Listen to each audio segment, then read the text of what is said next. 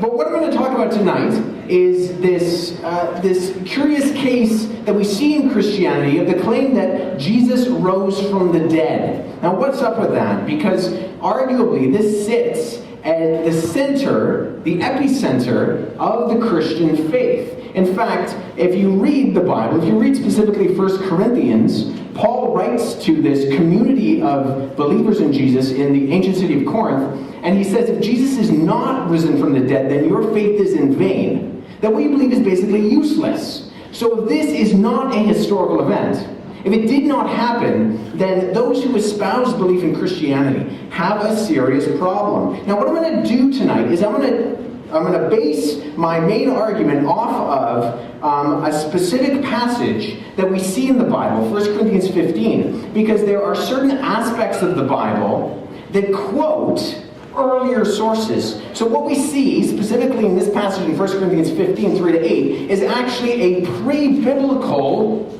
creed that Paul quotes.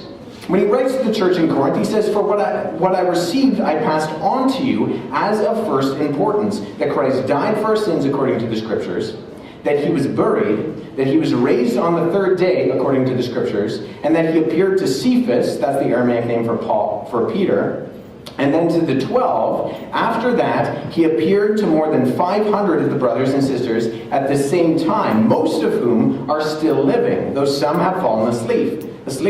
Then he appeared to James, then to all the apostles, and last of all, he appeared to me also as to one abnormally born." And if we're looking at this from a historical case, it's generally agreed that Jesus died somewhere between the year 30 and 33 AD. And Paul's writing his letters somewhere at the beginning of his earliest letters in the mid-30s. So we're waiting approximately 5 years for Paul to come around. If you've ever heard of the Gospels, those biographies of Jesus' life, those come around 10 years at the earliest after Jesus' death. But what we see in this little snippet, this creed, is an acknowledgement of these central facts of Christianity that are coming, some scholars argue, within months of Christianity. In fact, the German scholar Ulrich Wickens, he argues that this is the earliest form of a statement that we have from all of primitive Christianity. That what we see in 1 Corinthians 15 and what Paul is quoting comes from the earliest stage of Christian belief. Now, what I'm going to be arguing is for a number of facts, and these facts are rooted in historical study that all create a cumulative case to validating this historical fact of Jesus rising from the dead. The first, obviously, is before Jesus has to rise from the dead, he has to die. That's a given. And that's sort of what Paul states at first, that Christ died for our sins according to the Scriptures. Now, this is not a fact that anybody argues with. In fact, if we look at even the most skeptical of scholarship, they all agree that Jesus did in fact die. Here's Paula Fredrickson. She's a historical Jesus scholar who is actually a convert to Judaism from atheism. And she says the single most solid fact about Jesus' life is his death. He was executed by the Roman prefect Pilate on or around Passover in the manner Rome reserved particularly for political insurrectionists, namely crucifixion. She's not a Christian, and she's making this claim. Another guy is Bart Ehrman. Now, Bart Ehrman is arguably the most famous critical biblical scholar of the New Testament. He's an atheist, he's not a Christian, and he writes books against the Christian faith. And yet, in one of his books, he writes, one of the most certain facts of history is that Jesus was crucified on the orders of the Roman prefect of Judea, Pontius Pilate. Not just one of the most certain facts of Jesus' life, but of history, is that we can be sure that Jesus died by crucifixion by the Roman prefect Pontius Pilate. Now, why do they make these claims? Why are scholars so sure that this historical event happened? Well, one of the reasons is that the source material is so early. I mentioned that little creed in 1 Corinthians 15, which comes within months. But the New Testament itself, which is actually 27 independently written documents, are earliest. They go within the lifetime of Jesus and his immediate followers. The authors being Matthew, Mark, Luke, John, Peter, Jude, and James. But it doesn't stop there, because we can go through the earliest Christian writings, the earliest Greek historians, the earliest Roman historians, and early Jewish historians like Josephus, and then the later Jewish writings of the Talmud and the Toldot Yeshua. They all validate one thing: that this Jesus guy, this itinerant preacher from the backwaters of first century Palestine, died on a cross. Now, scholars are not only certain of this fact because of the early source material, but if Jesus was in fact put on a cross, he most certainly died for the simple reason that crucifixion was horrible. In fact, if you look at the ancient historian Cicero, he was around about 100 years before Jesus, he says the very word cross should be far removed not only from the presence of a Roman citizen, but from his thoughts, his eyes, and his ears. This concept of crucifixion was very uncomfortable. This was a horrible event. And guys like Cicero says that Romans shouldn't even think about it. That's how terrible it is. Philip Hughes, who's a scholar at the University of Leicester, he wrote an article called Dishonor, Degradation, and Display, Crucifixion in the Roman World. And he goes into graphic detail about the whole event, even highlighting the fact that some of these early records of crucifixion that we have, they include instances where people didn't even make it to the cross. The whole process beforehand killed them. It was awful. We have a little snippet of this in the English language. The word excruciating has its Latin roots from the Latin word ex and crux, meaning off the cross. We have these little snippets in our own culture, although we may not recognize them, of the fact that this event was terrible. It's interesting to look at. In the 80s, specifically in 1986, in JAMA, the Journal of the American Medical Association, arguably one of the most important journals of American medical research, they did an analysis of Roman crucifixion, and specifically what we see in the crucifixion events that are recorded in the New Testament. And at the end of it, they came to this conclusion. Accordingly, interpretations based on the assumption that Jesus did not die on the cross appear to be at odds with modern medical knowledge. That's pretty sound. They argue that from all of this information that we know about crucifixion, and specifically what's mentioned in the crucifixion of Jesus, we can be sure that Jesus was in fact put on the cross and died. Not only this, but scholars are pretty sure this happened because of what's referred to as the criteria of embarrassment. You see, the fact is that people usually don't write things about themselves within history that don't look upon them favorably. They don't usually write embarrassing things about themselves if they want them to be carried on. And this is exactly what we see within the instance of Jesus' crucifixion. The Roman historian Tacitus, when talking about this instance in the first century of Nero burning Rome, says that Nero fastened the guilt of this account on a class hated for their abominations called Christians by the populace. Christ, from whom the name had its origin, suffered the extreme penalty during the reign of Tiberius at the hands of Pontius Pilate. And once again, he doesn't even want to say the word crucifixion. He just says the extreme penalty. Crucifixion, an act Tacitus doesn't even want to mention because it's so heinous, it's so terrible. Not only that, but we have these little pictures within history. This is what's referred to as the Alexamenos graffito. It's a little piece of graffiti within Palestine that comes from the year 85 AD, so within the first century. And within Greek, it has this little phrase that says Alexamenos respects his God, and then has someone worshiping a crucified man with a donkey's head. This was mocked in Roman society. The idea that God would come in flesh and then be murdered by the Romans, specifically by crucifixion, was nonsense. And the fact that the disciples, the immediate followers of Jesus, record this event means that it's true. If they were making this up, there is one thing they wouldn't include, and that's Jesus' crucifixion. Paul even talks about this when he says that it's a stumbling block to the Jews, and it's moronic to the Gentiles. It's insane to the Greeks. The word that he uses in the Greek is literally moranos, which is where we get our English word moron from.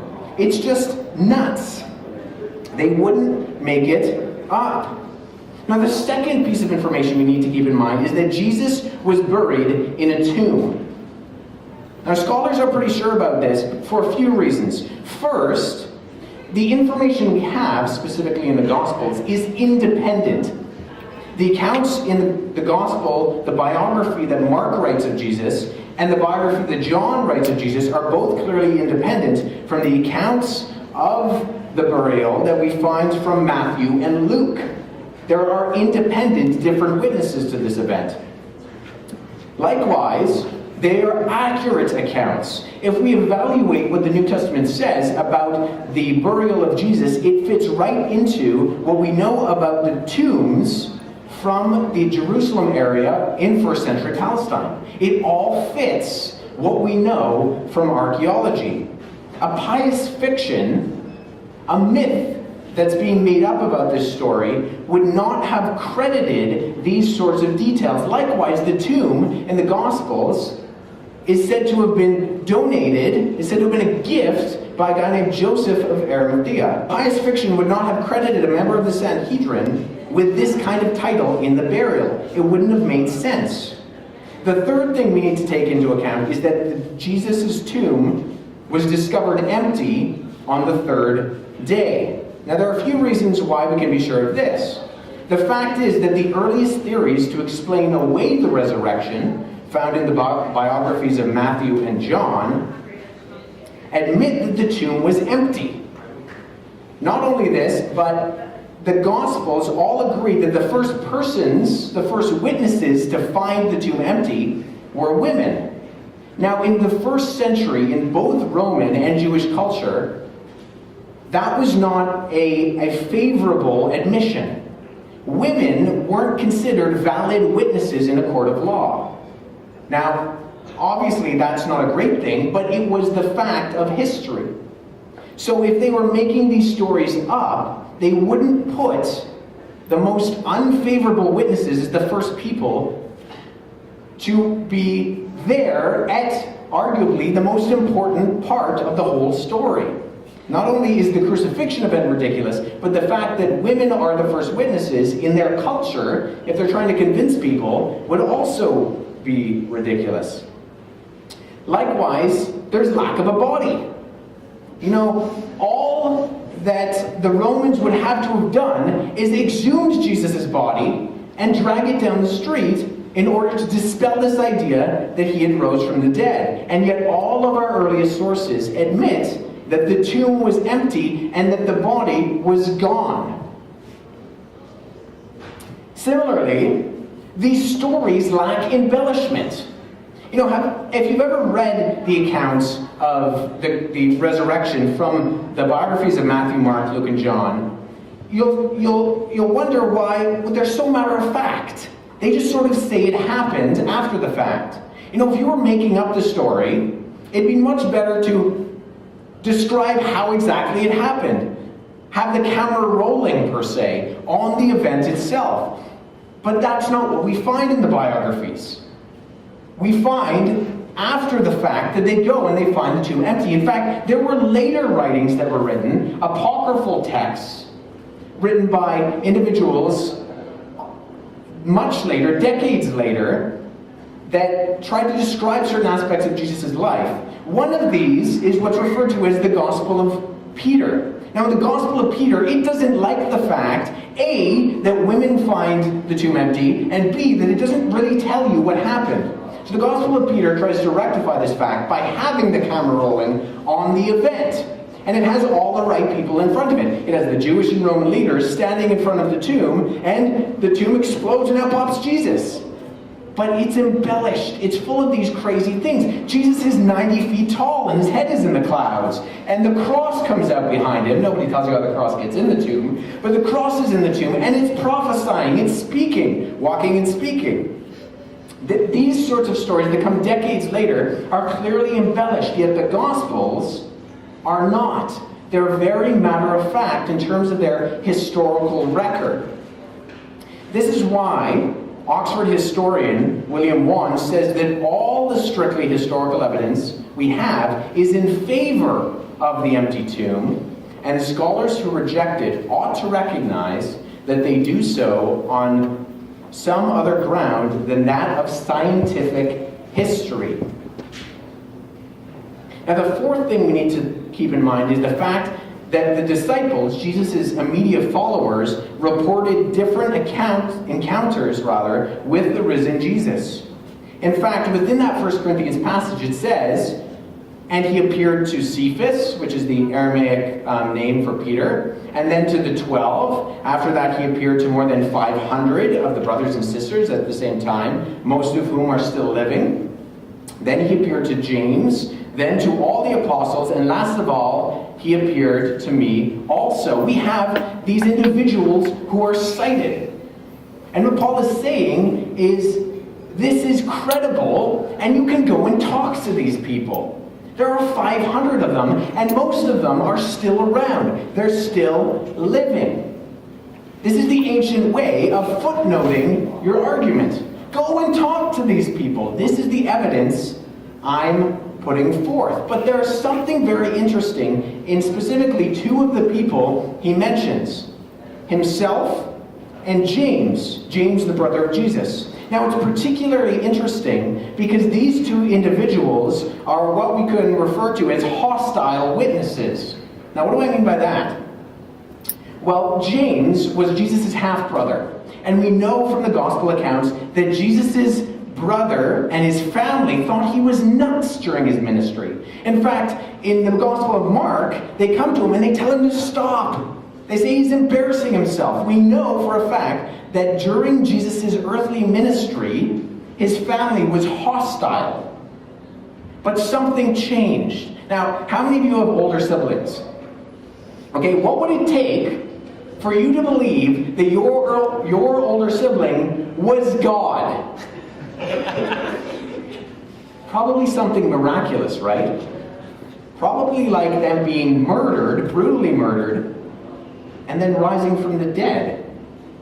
That's exactly what James says happened. Not only that, but Paul was actively persecuting the church. He was actively persecuting Christians and murdering them.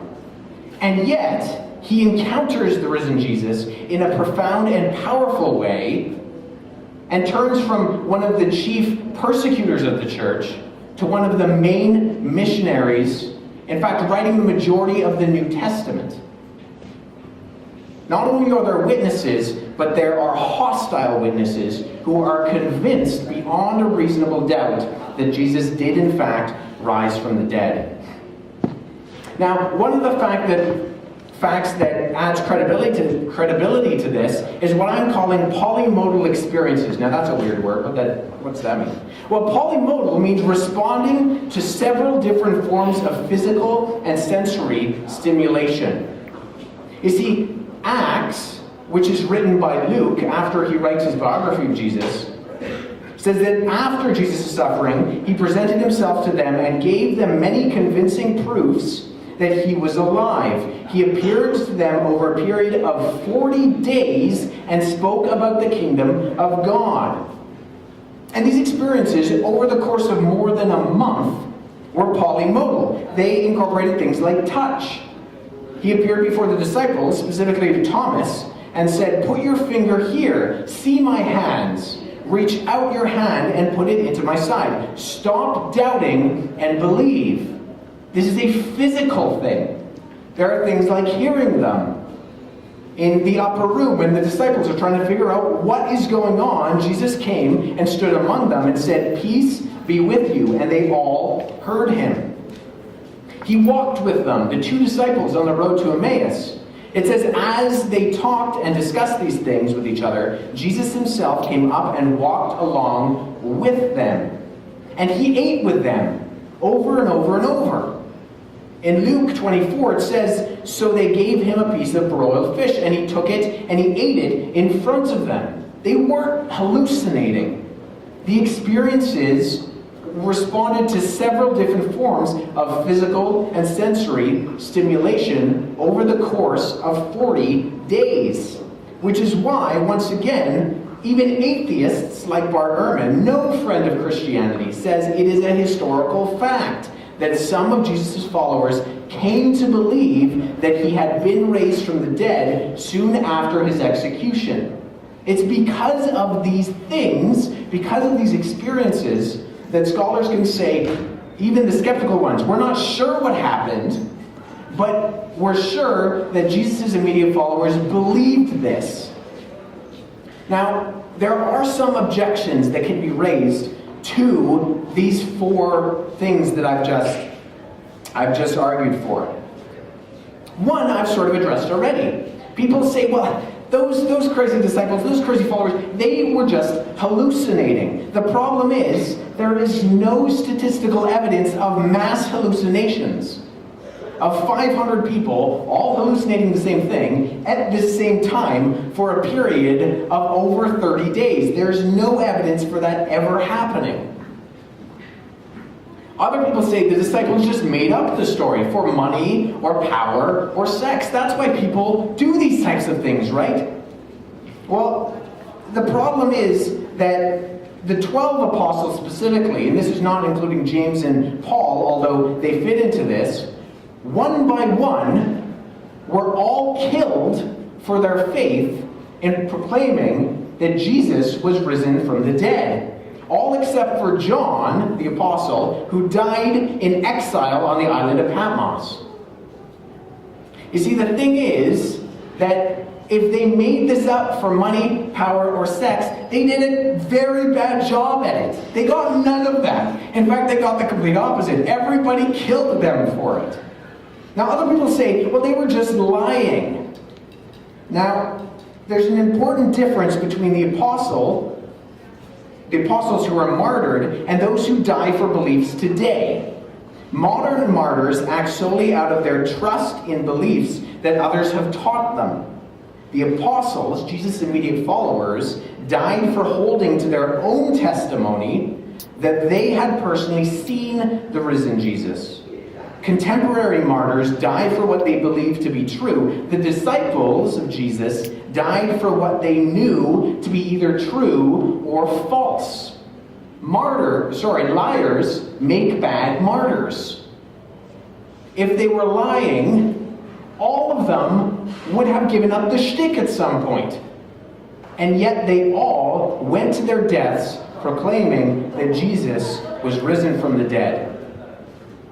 And this is why Reginald H. Fuller, a biblical scholar, says that the experiences did occur, even if they are explained in purely natural terms, is a fact upon which both believer and unbeliever can agree. Now, let's just review some of the evidence. Jesus really did die on a cross. The evidence for this is early, and we can be confident in it because of the horrific and embarrassing nature of crucifixion. Jesus really, likewise, was buried in a tomb. The evidence is accurate and attested by independent sources. The tomb was empty, and Jesus' body was never found.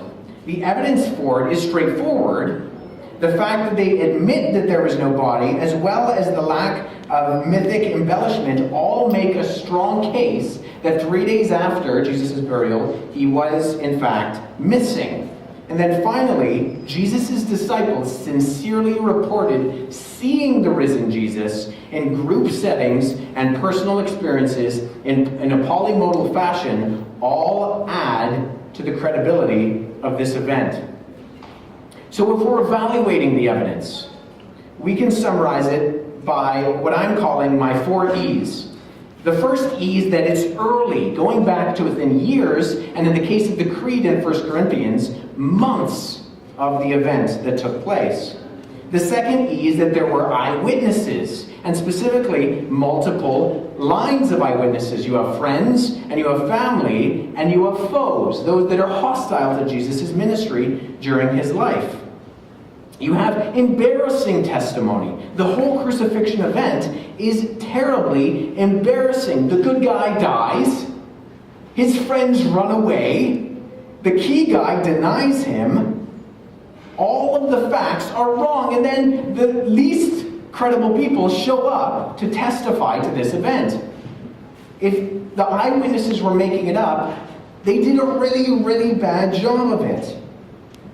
The final E is what I'm calling enthusiastic. You see, the fact that Jesus' immediate followers went from being scared, hiding fishermen to the greatest missionary force the world has ever seen, ultimately dying for their proclaimed message, all adds to credibility to the events they wrote and proclaimed regarding it.